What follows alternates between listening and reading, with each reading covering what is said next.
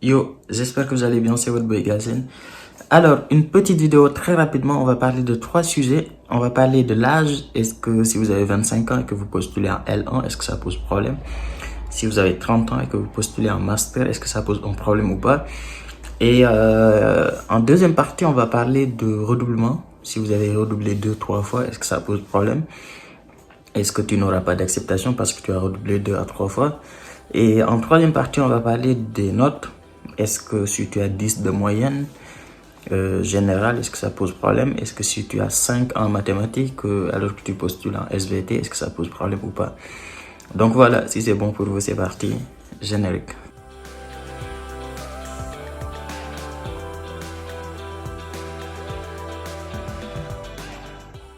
Bon, la première chose à savoir, c'est que il n'y a pas quelque chose d'écrit, il n'y a pas de loi, il n'y a pas de réglementation, il n'y a rien qui est fixé sur l'âge en fait en France pour les études. Il n'y a rien du tout qui est fixé. Je suis allé faire des recherches, j'ai regardé un peu partout, mais il n'y a pas un texte qui dit que si tu as 18 ans, ou bien si tu as 30 ans, tu peux pas postuler en licence, ou bien si tu as 40 ans, tu peux pas faire un master.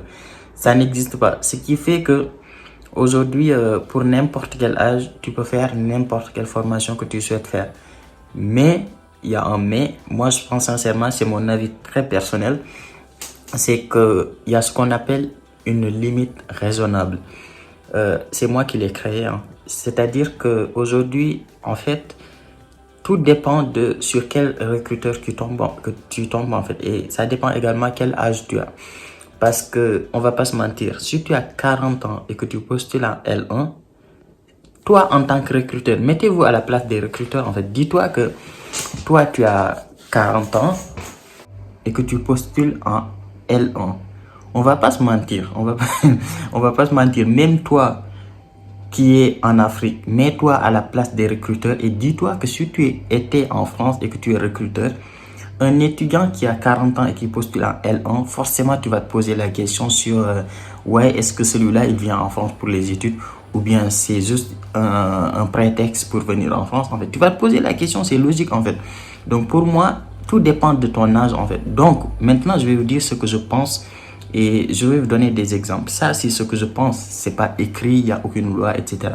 Mais c'est ce que je pense et je pense également que c'est logique. Je pense sincèrement que si tu as moins de 25 ans et que tu postules en licence, ça va. Ça passe, ça peut passer. Si tu as moins de 25 ans et que tu postules en licence, ça va, ça passe. Même si la majorité des Français qui n'ont jamais redoublé obtiennent le, la licence à 21 ans et le master à 23 ans. Mais voilà, il y a beaucoup de gens qui se réorientent, qui redoublent.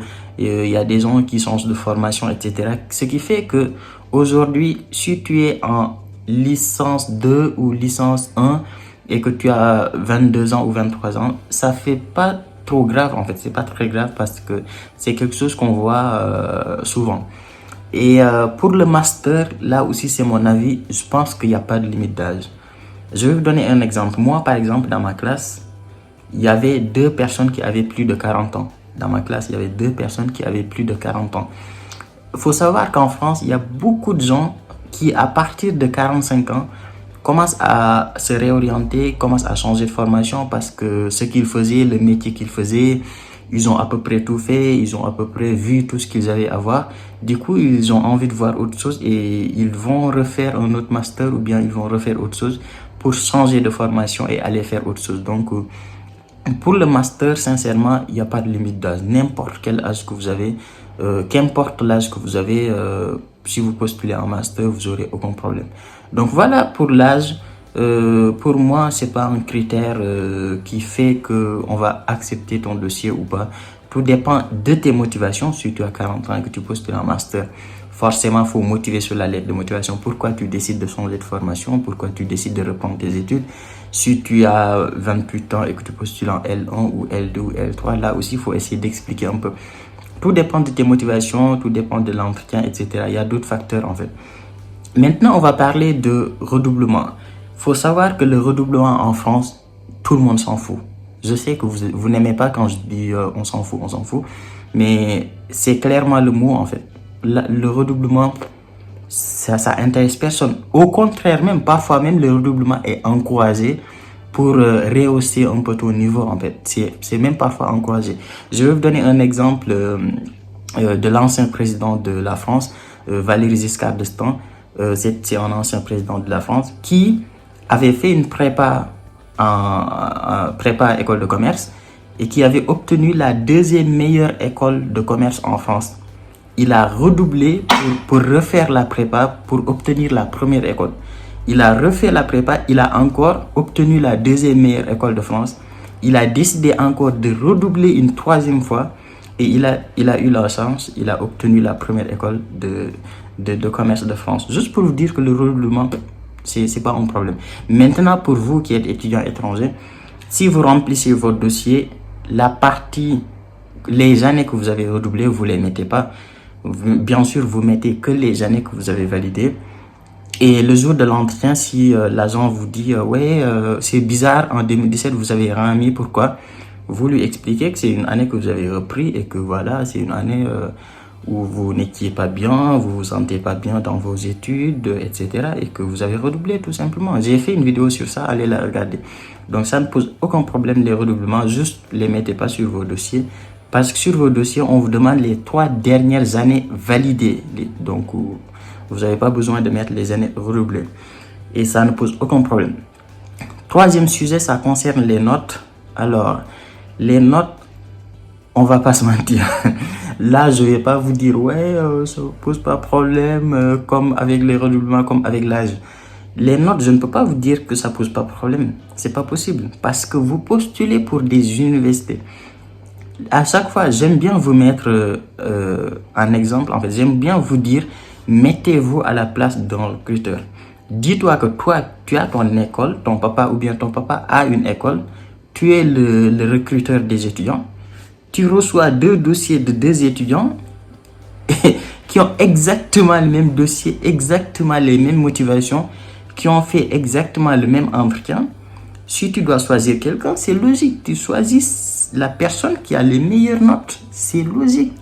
Vous ne venez pas en France pour faire du maçon ou bien pour faire modou ou bien pour faire marchand ambulant. J'ai rencontré ces métiers, mais vous ne venez pas pour faire ça. Vous venez pour étudier, vous venez pour partir dans une université. Et une université, ce qui l'intéresse, c'est tes notes, ta lettre de motivation, ton entretien.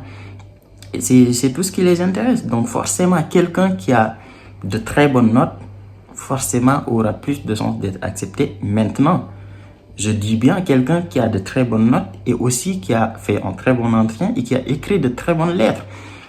Toi qui n'as pas de très bonnes notes, ce que tu dois faire, c'est simple, c'est que tu essayes le reste de bien le faire.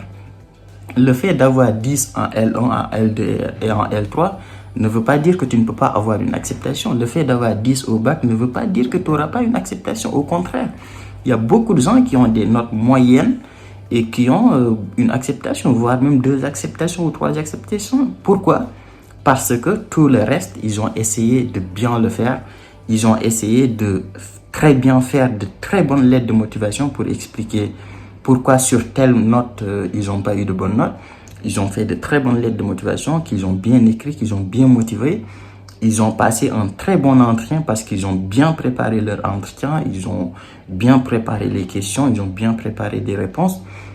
Et ils ont choisi de bonnes universités en se renseignant beaucoup sur les prérequis. Ils ont vu que sur certaines universités, on demande un bon niveau en maths. Ils n'ont pas un bon niveau en maths, ils n'ont pas choisi ces universités. Ils ont vu que telle université demande d'avoir un très bon niveau en anglais. Ils n'ont pas choisi cette université. C'est tout ça qui fait que toi, tu vas avoir une acceptation par rapport à quelqu'un qui a de très bonnes notes et qui n'a pas une acceptation. Quelqu'un qui a de très bonnes notes peut ne pas avoir une acceptation parce que il n'a pas bien fait le reste. Il ne s'est pas renseigné sur les prérequis parce que avoir de très bonnes notes, imagine tu es en terminale S, tu as mathématiques 18, SVT 18, PC 18, tu postules dans 3 universités et les 3 universités sur les prérequis, ils ont bien mentionné qu'il faut avoir 15 en français. Alors que toi, tu étais en terminale, tu as eu de très bonnes notes alors que tu étais en S. Mais en français, tu n'étais pas trop bien, tu as eu 9 ou bien tu as eu 8. Alors que ces universités-là, leur prérequis, il faut avoir 15 en français. Si tu l'as pas, on ne te prend pas. Quelqu'un d'autre qui a 15 en français, qui a 10 en mathématiques, 12 en SVT, 11 en PC, on le prend. Parce qu'il a respecté les prérequis. Donc, renseignez-vous sur les prérequis. Faites des recherches avant de passer votre entretien. Écrivez de bonnes lettres de motivation. Et voilà. Donc voilà, moi c'est tout ce que j'avais à dire dans cette vidéo. Juste une petite précision sur ma dernière vidéo. Je n'ai pas dit que si tu tardes à valider ton dossier, que vous n'aurez pas d'acceptation. J'ai juste dit que si vous validez le plus tôt possible, vous augmentez vos chances d'être accepté. Et ça, c'est indéniable. Surtout pour la date de l'entretien. Parce qu'il y a des gens, ils reçoivent le mail de paiement de Campus France, ils restent 10 ans sans payer, on ne sait pas pourquoi. Pourtant, ils ont l'argent, mais ils ne vont pas payer. Donc, payez dès que vous recevez le mail de Campus France. Payez même le même jour. Et s'il faut prendre un rendez-vous d'entretien, prenez-le le plus rapidement possible et passez votre entretien parce que l'entretien est très important. Et tant que vous ne l'avez pas passé, votre dossier n'est pas envoyé. Bien sûr, si vous devez passer l'entretien encore une fois. Donc voilà, c'est la fin de la vidéo. J'espère que ça vous a plu. Mettez-moi un like si ça vous a plu, c'est la base. Et dites-moi en commentaire ce que vous avez pensé de la vidéo. Dites-moi sur quel sujet vous voulez que je parle pour les prochaines vidéos. Et abonnez-vous parce que c'est le plus important également. Et voilà, nous on se dit à très vite pour une nouvelle vidéo. Ciao.